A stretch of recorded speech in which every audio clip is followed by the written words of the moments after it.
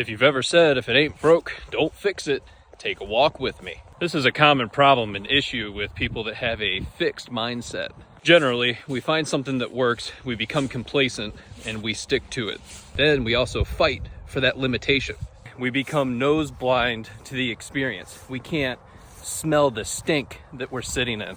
Often the difference between people that get things done, they move the needle forward and they create change for themselves, versus those who create the most resistance and will say things like, that's never gonna happen. They may even say things like, man, that's a really great idea. Or, you know what? That's a problem for somebody else to solve in the future. I've been watching a TV show that's a bit of a guilty pleasure called The Rookie. And Officer Nolan ends up becoming a union representative where he starts presenting all these new and different ideas that goes against the status quo. And I want to give a big shout out to Melissa, who plays Lucy, Officer Chen, on The Rookie. I appreciate the follow.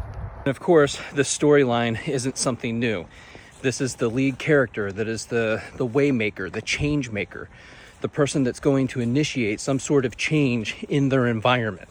And so I ask you, if you're the person that shows great resistance to any type of change, that if you think through logically for a little bit, you can recognize and see the benefit of it, the issue that ends up happening is it means that you have to change your outlook or your perception on a particular situation or environment. And so it requires you to gain a new set of skills and the ability to navigate an ever-changing landscape. It can feel like you're being forced to change something internally about yourself. And of course, Officer Nolan doubles down because he believes in the changes that he's pushing for in the arena of mental health, both for law enforcement and for the community. So a question I have for you, are you so hard-lined into your own environment and experience that you can't allow for any type of change in that environment? Are you willing to express yourself in new and different ways and recognize that multiple things can be true at the same time? And to take this back to a more personal level, how is your mindset, those limitations that you've placed on yourself, impacting your life physically, mentally, emotionally, and spiritually, and ultimately financially? And I will say, in all fairness, especially in working with my coaching clients, is you begin to recognize the lack of emotional capacity that someone has for even just the smallest amount of change in their life, because we have created an environment that might not be the best, but it's the one that we can predict, that we can anticipate, that we know is somehow safe for us in this moment. Even though it may not be, it's what's familiar, it's what's normal to us. And what you'll find is it takes small steps and incremental changes to get yourself to a place where you can begin to change your environment, or to change the habits that you've created for yourself that keep you in this limiting mindset.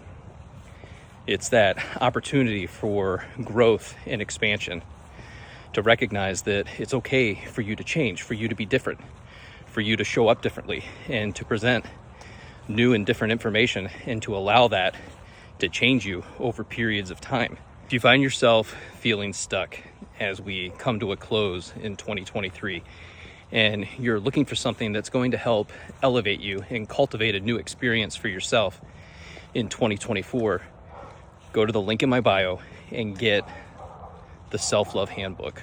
With the Self-Love Handbook, you also get a short course on the 5 pillars of self-love. This is often the component that is missing, and it's the things that we find in our habits. I just want to remind you that self-love, it isn't selfish. It just means that you have a genuine like for who you are, where you're going, what you're doing, and why you're doing it. And that you know these things to your core, and that makes you feel self-confident. It raises your self-esteem. It raises your vibration. You allow yourself to become the person that you're meant to be. And you'll, again, hear me say, you are always in a state of becoming, but what you become is always up to you.